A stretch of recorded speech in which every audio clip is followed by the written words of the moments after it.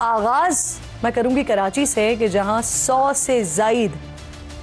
से जायद बच्चियों से मुबैना तौर पर रेप करने वाला मुलजिम गिरफ्तार हुआ है।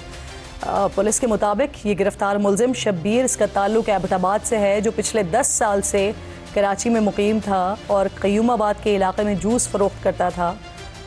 मुलजिम कमसिन बच्चियों को पैसे देकर बहलाता था और कमरे में ले जाकर उनका रेप करता था और इस दौरान वो अपने इस जुर्म का सबूत भी वीडियो की शक्ल में रिकॉर्ड करता था। इस पर बात करने के लिए प्रोग्राम में मेरे इंतहाई मोअज़्ज़ज़ मेहमान SSP कराची पुलिस स्टेशन है, मुझे ज्वाइन कर रहे हैं। मैं आपकी शुक्रगुजार हूँ। SSP साउथ मेरे साथ मौजूद हैं। माजूर साहब, ये इंतहाई अफसोसनाक वाक़या है, इंतहाई रोंगटे खड़े कर देने वाला वाक़या है। जिस शख्स को आप लोगों ने गिरफ्तार किया है, मुबैना तौर पर बताया जा रहा है कि उसने 100 से ज़ायद बच्चियों के साथ रेप किया है, उनकी वीडियोस भी रिकॉर्ड करता रहा है। कैसे पता चला पुलिस को ये सब कुछ, कैसे इस तक पहुँचे, कैसे गिरफ्तारी हुई? जी बिल्कुल, 10 तारीख को जो है वो पुलिस को इत्तला मौसूल हुई कि क़य्यूमाबाद डिफेंस थाने के इलाके में एक शख्स है जो कि छोटी बच्चियों के साथ जो है बदफेली और ज्यादती करता है। उसकी वीडियोस जो है वो एक USB से मिली, जो कि एक छोटी बच्ची उसके साथ राब्ते में थी, जिनको वो लेवर कर उनको पैसे देकर उनके साथ ये फेल करवाता था। तो वो बच्ची ने इसके कमरे से वो USB लेकर कहीं शॉप पे किसी को दी। आगे से उस शॉप वाले ने जब वो USB कंप्यूटर में इंसर्ट की तो उसमें सारी वीडियो सामने आई। उससे इसकी आइडेंटिफिकेशन हुई और फिर उसके थ्रू जो है वो पुलिस को इत्तला मिली और पुलिस वहां पहुंची और उससे इसको गिरफ्तार किया। बच्ची ने वो USB दी और उसके थ्रू फिर उसको गिरफ्तार किया गया, इस तक पहुंचे। ये एक बहुत बड़ी अचीवमेंट है सर कि इस तरह के बदबख्त के को गिरफ्तार किया गया। सर, माजी में ऐसे जो सीरियल रेपिस्ट होते हैं, इनके एक पैटर्न के तहत काम करते थे, तो इसका भी कोई पैटर्न था? किस तरह से ये काम कर रहा था? इसने सिर्फ एक ही इलाके में ये सब कुछ किया या बाकी इलाकों से भी फिर इस तरह के वाकयात और इस तरह के केसेस रिपोर्ट होते रहे हैं? कराची में ही ये घिनौना अमल कर रहा था या कराची से बाहर भी इसकी एक्टिविटीज थी इस तरह की? नहीं जी, ये बेसिकली एबटाबाद का रहने वाला है और वहाँ से 2016 में कराची में आकर इसने डिफरेंट संडे बाजार में स्टॉल लगाना शुरू किए। उसके बाद इसका एक दोस्त था जो कि किसी रोड एक्सीडेंट में बताता है कि मर गया 2018 में। उसकी कोई एक शॉप थी ग्रोसरी की, उस पर ये काम करता था। फिर उसके बाद इसने खुद एक शॉप जो है वो रेंट पे ले ली, जिस पर ये परचून की दुकान पे छोटे बच्चे जो आते थे उनको ये चीजें भी देता था और उनको पैसे भी देता था और उसके बाद फिर उनको जो है वो जाति का निशाना बनाता था। तो बेसिकली ये इलाका जो है क़य्यूमाबाद का है, यहाँ पर लो इनकम स्ट्रेटा के लोग रहते हैं और खास तौर पर वो जो खवातीन हैं उधर रहती हैं वो किसी न किसी घर पे एज अ मेड काम करती हैं और जो मर्द हैं वो या तो कहीं कोई रक्षा चलाता है या किसी होटल में काम करता है। तो पीछे जो बच्चे हैं वो अनअटेंडेड होते हैं घर पर और वो बच्चे फिर इस तरह से जो है कोई चीज अगर लेने जाते थे इसके पास तो उनको यहाँ अपनी दुकान पर या फिर जो अपना इसने कमरा लिया हुआ था किराए पे उस पे उनको जो है पैसे देकर बुलाता था। माजूर साहब, ये अकेला रह रहा था इस कमरे पे बदबख्त शख्स या इसकी फैमिली, इसके अपने बच्चे, इसकी अहलिया वगैरह भी थी साथ? नहीं, इसकी एज 28 ईयर्स है और ही इज नॉट मैरिड और ये 3 भाई और 2 बहनें हैं।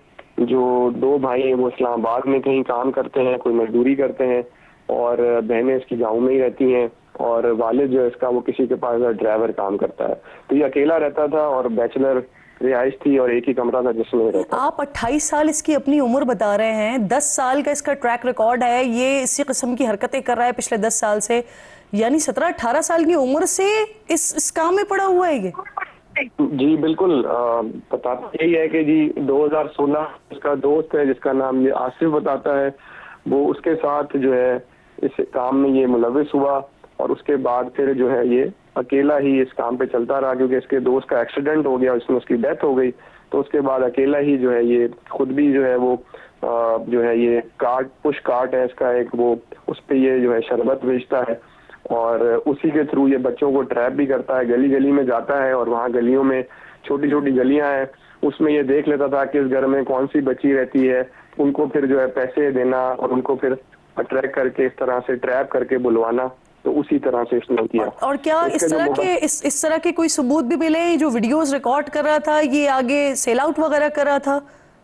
नहीं, जो वीडियोस मिली हैं वो जो इनिशियल इंटेरोगेशन में, इन्वेस्टिगेशन में बात सामने आई है, वो ये कहता है कि मेरे मोबाइल फोन में क्योंकि स्पेस जो जब खत्म होने लग गई, मैं वीडियोस बना कर, तो फिर मैंने एक यूएसबी खरीदी और यूएसबी में मैंने एक जो है कैफे पे जाकर वो सारी वीडियोस जो है मैंने ट्रांसफर की कंप्यूटर में, और कंप्यूटर से फिर मैंने यूएसबी में ट्रांसफर कर मैंने अपने फोन में स्पेस बनाई ताकि मैं और वीडियोस रिकॉर्ड कर सकूं। लेकिन जो हमने सोशल मीडिया के प्लेटफॉर्म्स देते हैं, जितने भी देखे हैं, उनमें अभी तक कोई ऐसी बात जो है वो सामने नहीं आई। हाउएवर इस पॉसिबिलिटी को रूल आउट नहीं किया जा सकता कि ये कहीं इनको कहीं किसी को जो है फरोख्त करता हो और उससे कोई पैसे कमाता हो।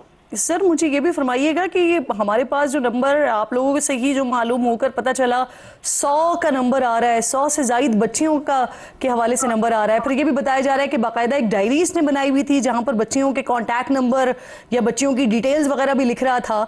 तो अगर वो डायरी भी आप लोगों के पास मौजूद है तो क्या आपने मुतासर होने वाली बच्चियों के वालिदैन से रब्ता वगैरह किया है? जी, जो डायरी मिली है उस डायरी में इसने उनके सिर्फ जो है वो नाम लिखे हुए थे, ना उसमें सच एड्रेसेस थे और ना ही उनके कांटेक्ट नंबर्स थे। तो उस डायरी और साथ जो वीडियोस आई हैं वो तकरीबन 100 प्लस वीडियोस जो हैं वो इसकी मोबाइल फोन में है, और इस तरह से कोई 100 प्लस जो है वो जो है इसकी यूएसबी में है जो इसने उससे इस्तेमाल की है, जिसमें ट्रांसफर किया है डाटा। तो टोटल अराउंड कोई 250 के करीब वीडियोस हैं जो इसके पास मौजूद हैं, और उसमें ये खुद अपने मुंह से बताता है कि मैंने कोई अब तक अराउंड कोई 70 छोटी बच्चियों के साथ जो है मैंने ये काम किया है। इसमें सिर्फ बच्चियां शामिल हैं या बच्चे भी शामिल हैं इसमें? जी, जो मेजॉरिटी ऑफ वीडियोस है डाटा विद जो है छोटी बच्चियां फ्रॉम 7 to 13 ईयर, और एक उसमें 2 वीडियोस ऐसी हैं जो बच्चों के साथ भी हैं। ये मैंने आपसे ये भी सवाल किया था कि क्या जो वालिदैन हैं मुतासरा बच्चियों के, बच्चों के, उन तक आप लोग पहुंचे हैं? और सर एक और सवाल इसमें ये भी कि आप पिछले 10 साल से ही अगर ये सारी चीज़ें कर रहा है तो एक यूएसबी के थ्रू पुलिस पहुंची, क्या इससे पहले कोई ट्रैक रिकॉर्ड या कोई एफआईआर या किसी वालिदैन की तरफ से कोई कंप्लेन नहीं है आप लोगों के पास? जी देखें, क्योंकि पुलिस जो है वो इंफॉर्मेशन के हवाले से ही काम करती है, तो ना ही किसी जराए से पुलिस को कोई ऐसी इत्तला मौसूल हुई, और ना ही कभी किसी पेरेंट ने या किसी जो है अहले इलाका ने पुलिस को इन्फॉर्म किया कि इस तरह कोई बच्ची जो है वो किसी का जो है किसी ने जो है इस तरह की उसके साथ हरकत की है। तो क्योंकि बच्चियां खुद इसलिए बात नहीं करती, एक तो उनका एज जो है वो कोई एज ब्रैकेट बहुत कम था, दूसरा ये उनको पैसे देता था, पैसे देकर उनको अट्रैक्ट करके उनको जो है वो ले जाके ऐसी जगह पे, और फिर उनको उसने अपना जो है एडिक्ट बना दिया। तो वो खुद भी इसके पास जो है बाद में अपने साथ जो उनकी दोस्त या उनके साथ जो बच्चे खेलते थे उनको वो लेके जाती थी कि भाई वो पैसे देता है तो हम उसके पास जाते हैं।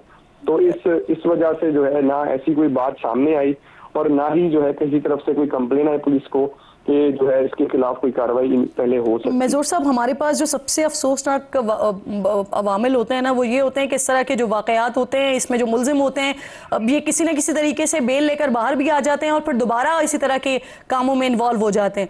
तो क्या आपके पास जो अभी तक डाटा या जो सबूत आपने इकट्ठा किया है वो इतना है कि इसको सख्त से सख्त सजा भी दिलवाएं और इसकी बेल भी रोकी जाए?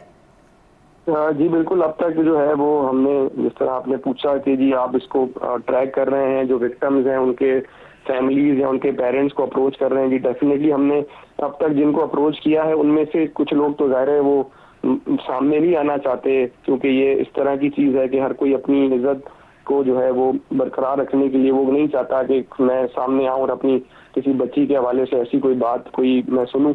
तो जो 4 पेरेंट्स सामने आए उनकी हमने मुद्दत में जो है वो एफआईआर दर्ज कर दी है, और उसके साथ साथ जो हमने शवाहिद इकट्ठे किए हैं उसमें इसके डीएनए सैंपल्स भी लिए हैं, इसके कमरे से भी काफ़ी सारी चीज़ें जो बरामद की हैं तो वो भी मैच करवाएंगे। तो इंशाल्लाह जो है इसको हम जो है इसकी तफ्तीश जो है वो होगी तो इसको हम कैफरे किरदार तक पहुंचाएंगे। और मेजर साहब, प्रॉब्लम ये होती है कि इस तरह के वाकयात, इस तरह के केसेस होते हैं तो ऐसा कोई शख्स उसके पीछे फिर बहुत बहुत सपोर्ट भी होती है। तो ऐसा है, वालिदैन को आप लोगों ने यकीन दहानी करवाई है? उनकी सिक्योरिटी के हवाले से यकीनन उनको खदशात होंगे, उनकी प्राइवेसी के हवाले से भी उनको खदशात होंगे, तो आपने ये यकीन दहानी करवाई है कि वो सिक्योर होंगे, उनकी जो शनाख्त है उसे भी सीग़ा राज में रखा जाएगा? जी बिल्कुल। जो भी पेरेंट्स हैं उनको हम अभी भी, जो पेरेंट्स बाकी हैं जो रहते हैं जिन्होंने एफआईआर नहीं करवाई, उनको भी हम कन्वेंस इन्हीं बेसिस पे कर रहे हैं कि जी हम उनको प्रोटेक्शन भी देंगे और उनको जो है हम उनकी जो है हम आइडेंटिटी भी उस तरह से ऐसा डिस्क्लोज नहीं करेंगे कि वो उनको कोई नुकसान पहुंचे।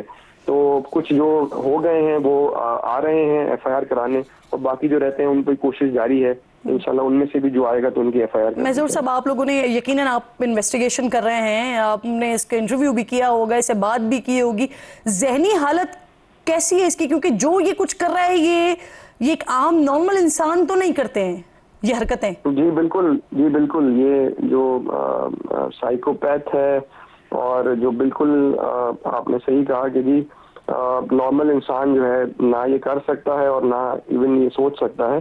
तो जहनी इसकी हालत ऐसी है, लेकिन ये खुद अपने मुंह से मानता है कि जी बिल्कुल मैंने ये किया है और बिल्कुल। और कोई बैकग्राउंड बताया इसने क्यों ये करता रहा है?